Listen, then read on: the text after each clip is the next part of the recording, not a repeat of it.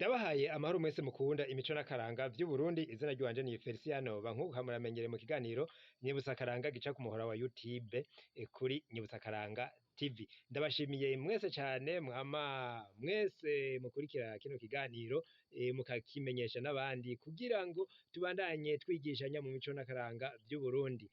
Ubu rero ni ukubamenyesha umwaka w'uburimyi tugezemwo, ubu turi mu kwezi kw'icumi, umunsi uri hejuru n'igenekezo rya 12 Gitugutu, umwaka wa 2024. Imvura rero imaze imisi igwa, ubu rero turi ku gatasi, muca mubona ko benshi bariko barakora cane batera ibiharage n'ibigori. Ubu rero turi mu mwaka w'agatasi, umwaka w'uburimyi agatasi. Muca mubona uno musi bariko baratera ibigori, abandi bariko baratera amateke, ibiterwa nk'ivyo.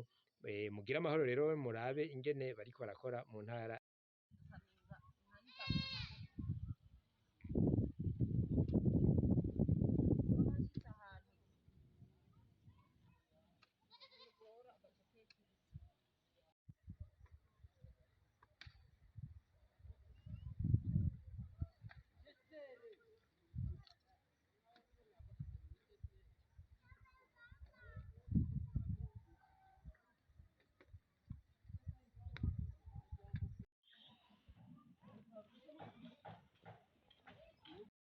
Nuko murabonye bariko baraca amabango uno musi, ibikorwa vyashushe.